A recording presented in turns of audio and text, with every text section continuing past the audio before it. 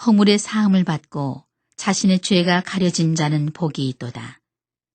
마음에 간사함이 없고 여호와께 정죄를 당하지 아니하는 자는 복이 있도다. 내가 입을 열지 아니할 때에 종일 신음함으로 내 뼈가 쇠하였도다. 주의 손이 주야로 나를 누르시오니 내 진액이 빠져서 여름 가뭄의 마름같이 되었나이다. 셀라. 내가 이르기를 내 허물을 여호와께 자복하리라 하고 주께 내 죄를 아뢰고 내 죄악을 숨기지 아니하였더니 곧 주께서 내 죄악을 사하셨나이다. 셀라. 이로 말미암아 모든 경건한 자는 주를 만날 기회를 얻어서 주께 기도할지라. 진실로 홍수가 범람할지라도 그에게 미치지 못하리이다. 주는 나의 은신처이오니 환난에서 나를 보호하시고 구원의 노래로 나를 두르시리이다. 셀라. 내가 네 갈 길을 가르쳐 보이고 너를 주목하여 훈계하리로다. 너희는 무지한 말이나 노새같이 되지 말지어다. 그것들은 제갈과 굴레로 단속하지 아니하면 너희에게 가까이 가지 아니하리로다. 악인에게는 많은 슬픔이 있으나 여호와를 신뢰하는 자에게는 인자하심이 두루리로다. 너희 의인들아 여호와를 기뻐하며 즐거워할지어다. 마음이 정직한 너희들아 다 즐거이 외칠지어다. 오늘도 이른 새벽 미명에 마음의 소원을 품고 하나님 품에 여러분 참 잘 나오셨습니다. 우리의 마음의 소원을 통해서 하나님은 일하신다고 그러셨어요. 성도에게 주신 마음의 소원 하나님께서 또 놀랍게 응답하여 주실 줄로 믿습니다.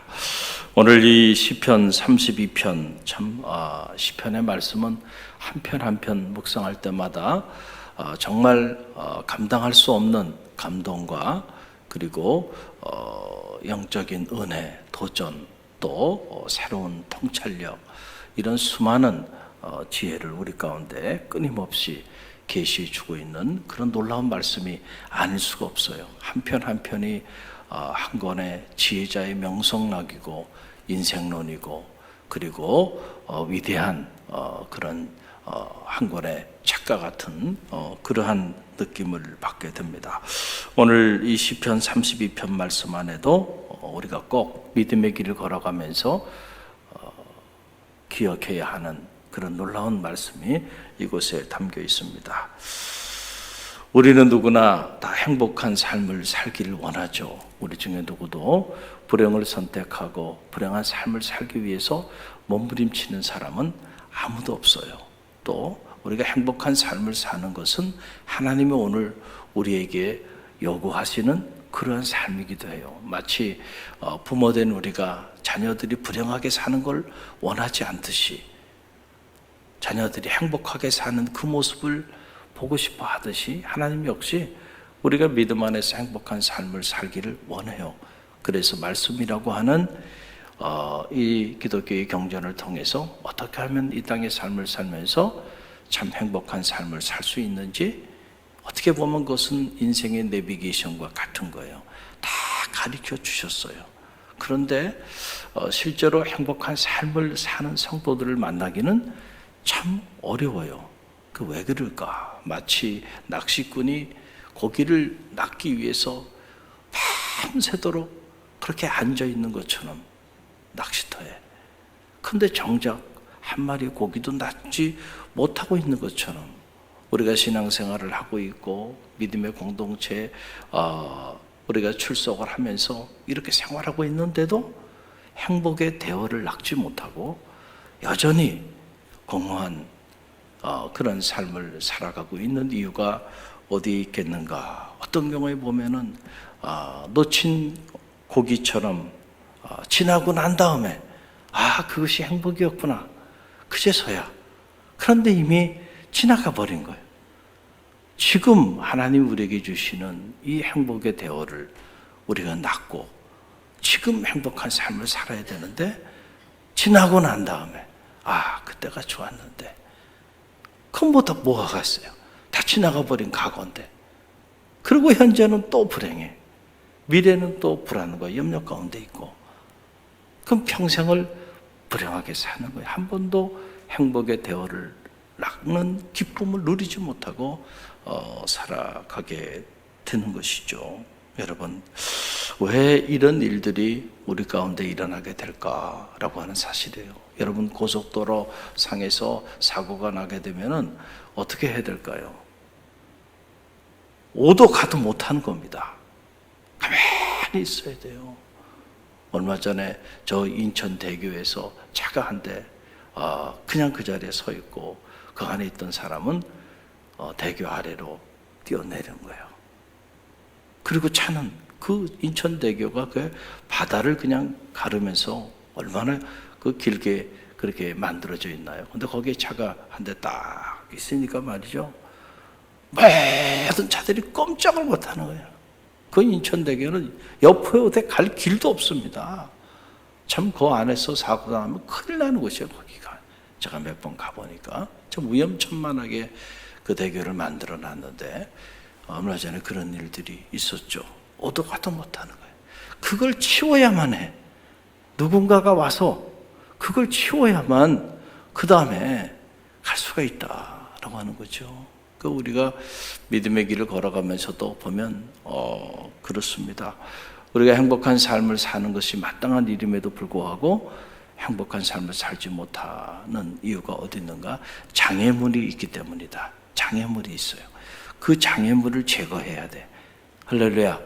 그 장애물을 제거해야 우리가 진정한 의미의 행복한 삶을 살 수 있다. 숨겨진 죄, 감추어진 죄, 토설하지 않은 죄가 있어요. 그 죄가 우리 안에 내재하고 있는 한 우리는 결코 행복한 삶을 살 수가 없어요. 그 죄 때문에 불안해요. 그 죄 때문에 근심과 걱정과 염려가 떠나지 않아요. 이 숨겨진 죄, 이 은밀한 죄, 감추어져 있는 죄, 우리 내면에 그 죄가 오늘 우리로 하여금 이렇게 행복의 대화를 놓치고 근심과 걱정과 불안 속에서 때로는 양심의 심한 가책 속에서 그리고 혹시라도 내 내면의 죄가 온 천하에 드러나는 것은 아닌가 그 두려움 속에서 그러고 살아간다는 거죠. 여러분, 그래서 다윗이 이 시편 32편 3절로 4절 말씀 보게 되면은 다윗의 고백이에요. 다윗 같은 위대한 하나님의 사람도 연약한 인생이기 때문에 그도 역시 이 죄의 문제 때문에 괴로운 날단을 보내기도 했다라고 하는 사실이죠. 여러분, 3절로 4절 말씀 보세요. 우리 함께 읽어봅니다. 내가 입을 열지 아니할 때에 종일 신음함으로 내 뼈가 쇠하였도다. 주의 손이 주야로 나를 누르시오니 내 진액이 빠져서 여름 가뭄에 마름같이 되었나이다. 그랬어요. 다윗에게도 하나님께도 사람에게도 알리지 않는 자기만의 그 은밀한 죄 때문에 그 죄로 인하여 진액이 마를 정도로 그렇게 고통스러운 시간들을 다윗도 보내야만 했다라고 하는 그런 사실입니다. 자신의 죄를 도설하지 아니하고 살아가니 마음이 너무너무 괴로운 거예요. 견디기가 어려워서 뼈가 쇠어지고 진액이 빠져서 여름 가뭄에 마름 같은 그런 상황에 놓이게 되었다는 거죠. 여러분, 이런 상황에 놓여 있는 그 사람이 어떻게 행복한 삶을 살 수 있겠는가? 이거는 정말 꿈을 깨야 되는 일이죠. 절대로 행복할 수 없습니다. 여러분, 그래서 우리가 불의한 방법으로 많은 재산을 모았습니까? 꿈을 이루었다고 다 행복한 게 아니에요. 어떻게 꿈을 이뤘느냐는 더 중요하다니까요. 그렇잖아요? 자, 남의 것을 취하고 불의한 방법으로 은행을 털고 꿈을 꾼 거죠. 어떻게 하면 은행을 털 수 있을까? 잘 설계해서 그리고 계획적으로 해서 성공했어요. 그래서 많은 돈을 취하게 됐어요. 자, 꿈을 이뤘다고 행복할까요? 그렇게 꿈을 이룬 사람이 행복할까요? 한시도 불안한 거예요. 불안한 거예요. 언제 경찰이 들이닥칠지 불이한 방법으로 꿈을 이루면 권력, 야, 내가 저런 높은 자리에 올라가면 그러면 내 인생은 행복하겠다. 자기 인생의 목적을 거기에 두는 거예요. 그 수단과 방법을 가리지 않고 그래서 그 높은 자리에 높은 보위에 올라요. 꿈을 이룬 거죠. 그럼 행복할까요? 오르는 순간부터 수많은 대적들의 그리고 끊임없는 신상털이 견디기 어려운 거예요. 삶이 불행한 겁니다. 자기 무덤을 스스로 파는 거예요.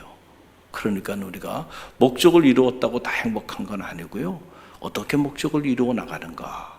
그 과정이 우리를 정말로 행복하게 만드는 거예요. 근데 사람들은 그걸 모르잖아요. 그러니까 그냥 수단과 방법을 가리지 않고 그렇게 권모술수에 능하고 이런 사람들이 세상을 잘 사는 것처럼 보입니다. 그래서 좋은 학교도 가고 좋은 직장도 얻고 남보다 많은 재산도 모으고 남보다 높은 자리에도 올라가고 그래서 겉으로 보면은 야, 저 사람은 인생을 성공한 것 같다 그러는데 내면에 들여다보면 어떻게 행복할 수 있을까? 하나님의 말씀에 비춰보면 여러분 절대로 행복할 수가 없어요. 그 사람은 끊임없이 그 사람의 내면 안에는 감당하기 어려운 불안과 근심과 걱정과 염려가 자신의 꿈을 이루면 이룰수록 구름대처럼 몰려들게 되기 때문에 그 존재의 저주가 그 사람과 그 사람의 가정에 임한다니까요. 우리는 조금만 정신을 차리고 세상을 돌아보고 조금만 면밀하게 관찰해 보면 그 사실을 우리는 수도 없이 발견하게 돼요.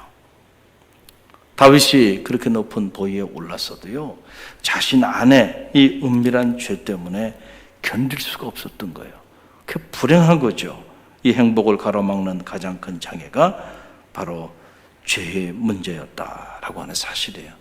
사람은 잠시 속을 수 있지만 하나님은 속일 길이 없는 거잖아요.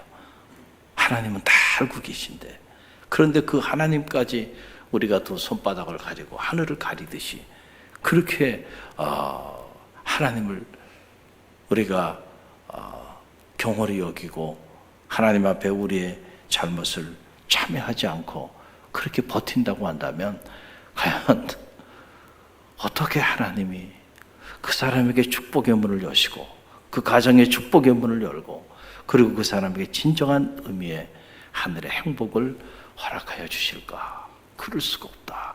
그 죄의 장애물을 빨리 걷어야 한다. 그 걷는 것이 바로 뭐냐면 참회죠. 다행히 우리에게 그 죄를 거둘 수 있는 길을 우리 가운데 허락해 주신 게 그게 은총입니다. 주님의 십자가의 그 보혈로 우리가 어떤 죄를 범하든지 진심으로 주님께 나와 우리의 죄를 참회하고 도설하면 그러면 주님께서 우리의 죄를 씻겨 주신다는 거예요. 그게 은혜죠. 할렐루야.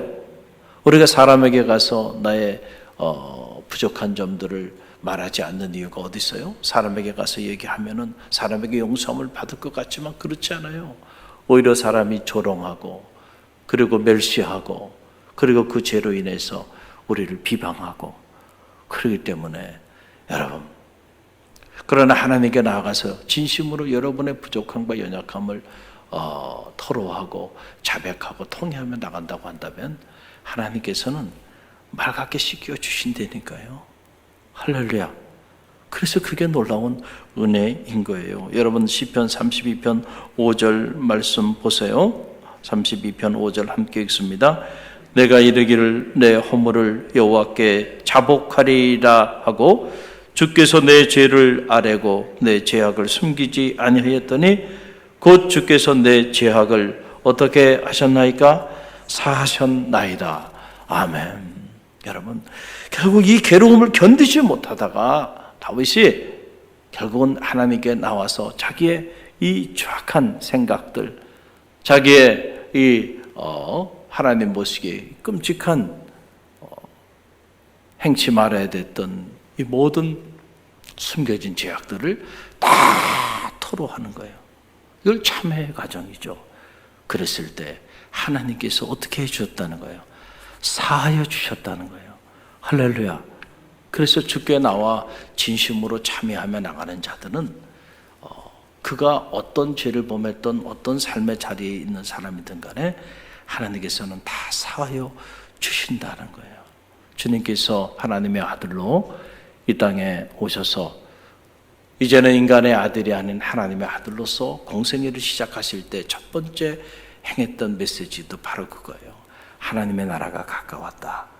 회개하라는 거예요. 회개하라. 할렐루야. The kingdom of God is real. Repent. 참회하라 라고 하는 거죠. 그래서 이 참회 회개라고 하는 것은 이 잔 웨슬리의 영성에 비춰서 본다고 한다면 우리의 영성 생활의 시작이고 영적인 현관과도 같다. 그랬어요. 우리가 이 건물에 들어오려면 반드시 현관을 통해서 들어와야 되듯이 참회라고 하는 것은 그런 것 같다. 그래서 우리가 그리스도인의 행복한 삶을 시작하기 위해서는 반드시 우리의 옛사람의 모습들을 철저하게 하나님 앞에 통회하고 자복하며 우리의 새로운 삶을 가로막는 이 죄라고 하는 이 장애물을 제거해야 돼. 고속도로 한복판에 막혀있는 그 차량들을 제거해야 고속도로를 통해서 차가 나갈 수 있듯이 내 인생에도 새로운 축복의 문이 열리기 위해서는 가로막혀있는 것들이 있다니까요. 그 막힌 것을, 그 막힌 장애물들을 다 치워야 돼요. 할렐루야. 우리의 힘으로 스스로 치울 길이 없고 누가 도와줄 수 있는 일도 아니에요. 그러나 감사하게도 우리가 하나님께 나가 진심으로 통회하며 자복하며 나아가면 하나님이 깨끗이 치워주신다는 거예요. 그래서 여러분 이사야서에 보게 되면 이사야 1장 18절 말씀인데요. 우리 함께 읽어봅니다. 여호와께서 말씀하시되 오라 우리가 서로 변론하자. 너희 죄가 주홍 같을지라도 눈과 같이 희어질 것이요 진홍같이 붉을지라도 양털같이 되리라. 아멘. 저도 죄인이고요. 여러분도 죄인이에요. 사실 우리는 자연으로서 우리는 보면 너무 끔찍한 죄인들이에요. 다 연약하기 때문에. 여러분 중엔 누군가가 목사님 저는 아닌데요. 저는 정말 의로운 사람인데요. 스스로 그런 생각을 가지고 그렇게 말하는 사람이 있다고 한다면 그 사람은 그렇게 말하는 그것 때문에 또 교만한 죄인인 거야. 자기 자신을 성찰하지 못하는 더 큰 죄인인 거야. 내가 죄인이라고 나는 죄인이라고 생각하는 그 사람이 어떻게 보면 죄의 경중을 보면 그 사람의 죄가 더 가벼워요. 삭개오의 죄가 더 가볍다니까요. 자기는 죄인인 줄 알고 부끄러워서 감히 주님 앞에 나서지 못하고 저 뻥나무 위에 올라가서 부끄러움을 알고 그 삭개오의 죄가 더 가볍다니까요. 그러니까 그곳에 구원이 임하잖아요. 그 가정에. 할렐루야. 떳떳하게 주님 앞에 나와서 떳떳하게 자신이 의인인 것처럼 행세하면서 오히려 주님이 하시는 말씀이나 사역을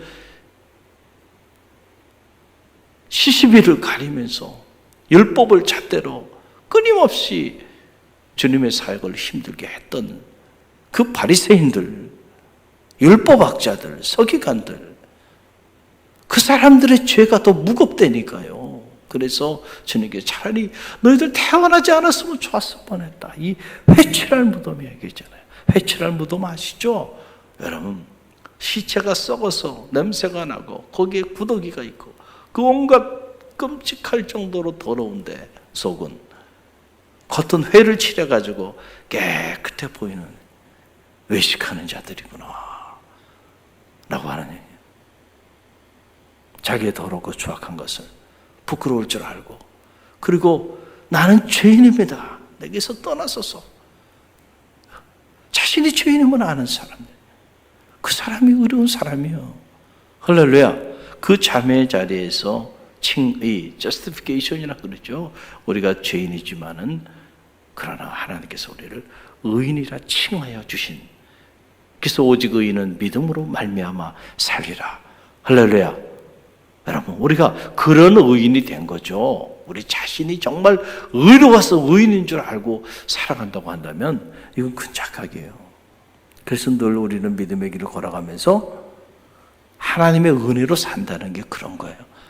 하나님의 은혜야. 그 은혜 때문에 하나님이 나를 성도의 반열에 지금 있게 해주시는 거예요. 할렐루야. 그 은혜 아니면 저도 이 자리에 설 수 없는 사람입니다. 제 성정으로나 저의 모든 것을 제가 잘 알잖아요. 그런 걸 봤을 때 결코 누구 앞에 서서 이렇게 말씀을 전하거나 그럴 만큼 그렇게 의롭거나 그렇게 경건하거나 그런 사람이 못 돼요. 그런데 은혜야. 은혜. 하나님의 은혜. 은혜 아니면 저도 이 자리에 설 수 없는 인생이에요. 여러분도 마찬가지죠. 할렐루야. 그래서 우리가 믿음의 길을 걸어가면서 늘 겸손해야 되고, 그리고 자기를 성찰하는 그런 지혜를 가지고, 때때로 우리 앞에 우리의 인생의 앞길을 말아먹는 거대한 장애물들, 그런 죄의 장애물들이 막혀 있을 때는 빨리빨리 치워야 돼. 빨리빨리 치워야 돼. 할렐루야. 그 치우는 방법은 우리가 참여하는 거예요. 그럴 때 주홍 같을지라도 눈과 같이 휘어지고 진홍같이 붉을지라도 양털같이 희게 되는 그러한 역사가 나타나게 되는 겁니다. 그래서 우리가 지금 시편을 복 있는 사람이라는 대영적 주제를 가지고 시편의 말씀을 묵상하고 있는데, 정말로 복 있는 사람은 죄가 사함을 받은 사람이 복 있는 사람이라는. 그래서 여러분 오늘 시편 32편 1절 말씀 보세요. 시편 32편에 문을 열면서 복 있는 사람의 정의를 내리는 거 아닙니까? 함께 읽어봅니다. 허물의 사함을 받고 자신의 죄가 가려진 자는 무엇이도다? 복이 있도다. 여러분, 죄가 사함을 받은 그 사람이 뭐가 있다는 거예요? 복이 있도다. 여러분, 왜냐하면 2절 말씀 보세요. 마음에 간사함이 없고 여호와께 정죄를 당하지 아니하는 자는 무엇이도다? 복이 있도다. 참회하는 자는 정죄하지 아니하시거든요. 뉘우치는 자들은 절대 하나님 정죄하지 않는다니까요. 주홍같이, 내 죄가 주홍같이 붉을지라도 눈과 같이 휘어지고 진홍같이 붉을지라도 양털처럼 희게 해주시겠다는 거죠. 할렐루야. 그러니까 우리의 죄와 허물이 사함을 받은 자가 정말 복 있는 사람이다. 왜냐하면 그때부터 하나님 우리에게 주시는 행복의 문이 열리기 때문에 그래요. 그래서 감리교의 장시한 존 웨슬리는 Holiness is happiness, 거룩이 행복이다 라고 하는 유명한 말을 남긴 거예요. 거룩이 행복이다. 우리가 행복한 삶을 살지 못하는 이유는 어디 있는가? 우리가 거룩함을 회복하지 못했기 때문에. 세상 사람들이 이 비밀을 알지 못해요. 그래서 거룩한 것과 행복한 삶을 사는 것이 아무런 상관이 없다고 생각해요. 그래서 수단과 방법을 가리지 않고 좋은 학교, 좋은 직장, 그리고 더 높은 지위에 오르면, 그래서 남보다 더 많은 것을 가지고 살면 행복할 거라고 생각해요. 그런데 보세요. 남보다 더 많이 갖고 더 높은 지위에 있는데 여러분이 한 걸음 더 들어가서 한번 보세요.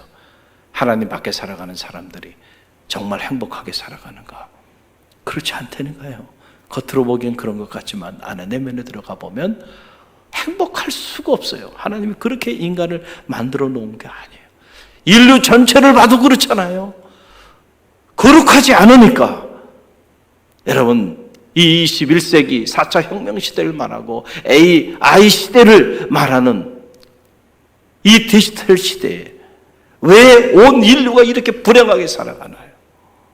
거룩하지 못하기 때문에 그래요. 그런데 아직도 그 비밀을 몰라요. 우리가 하나님께로, 우리를 빚으신 그 창조주 하나님께로 돌아갈 때 비로소 아름다움, 하나님이 창조하신 보기에 참으로 아름다웠다. 그 존재의 아름다움으로 우리가 인생이 회복될 수 있을 텐데, 그때 비로소 우리에게 행복이 임하게 될 텐데, 하나님 밖에서 자꾸 이렇게 문명의 이기들을 만들어가요. 인간의 육체의 욕망을 채우기 위해서. 그러면 그럴수록 점점 불행의 늪 가운데 빠지는 거예요. 헤어나올 길이 없는 거예요. 우리 개인의 삶도 마찬가지다는 거예요. 공동체의 삶도 마찬가지고 이 민족의 삶도 마찬가지고 인류의 운명도 마찬가지다. 거룩이 행복입니다. 오늘 이 새벽에 여러분의 삶에, 여러분의 가정에 거룩이 회복되어지는 축복이 있기를 간절히 바랍니다.